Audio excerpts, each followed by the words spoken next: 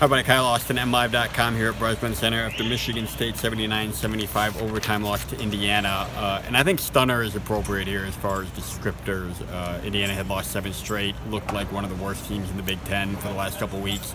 Michigan State had lost to Purdue on Sunday, a pretty understandable loss, but before that, won 13 straight, one of the hottest teams in the country, first place in the Big Ten, and Indiana comes in here. Give them credit. This wasn't totally Michigan State falling apart. Indiana shot very well from three-point range, did not look intimidated at all by a great home crowd and by playing a team of the caliber of Michigan State. But Michigan State also fell apart in some key areas late and could not get it done here. Biggest numbers, I think, 36.4% free throw percentage for a team that had been shooting, I think, about 76% coming in. Nick Ward 1 for 9 from from the free throw line. Xavier Tillman 1 for 4. I mean, that's very uncharacteristic. Nick Ward has had these struggles in his career. It looked like he was beyond them, but really kind of unraveled for him today. And then Michigan State gives up 20 offensive rebounds.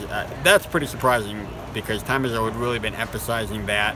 Very disappointed in giving up 17 offensive rebounds to Purdue. And you give a team like that many second chance points. I'd be curious to look at how many of those were three-pointers off those second half chance points, because that seemed to happen a lot, and that can just be really demoralizing for a team. And Tom Izzo, as far as ranking the things that went wrong today, he put that at the top. He thinks it's completely effort-related from his big men, just not cleaning up the glass like they should, not getting clean rebounds. And, you know, spoils the night in which, you know, they outshot Indiana, were led by 6 in the second half, you know, with about 9 minutes to play, but really just couldn't kind of close things out down the stretch. Cassius Winston was pretty quiet, couldn't really get it going. I didn't like some of the shots they took really in overtime. And down the stretch, you got Kenny Goins and Xavier Tillman shooting threes. Cassius Winston didn't really start to try to take things over until he hit that 3 with 31 seconds left in overtime. That pulled him within 1, but then he missed his 2 shots late, and the last 2 shots of the game in overtime, and Indiana hangs on. So, you know, Michigan State's still 9-2 in the Big Ten, still going to be tied for first place with Michigan.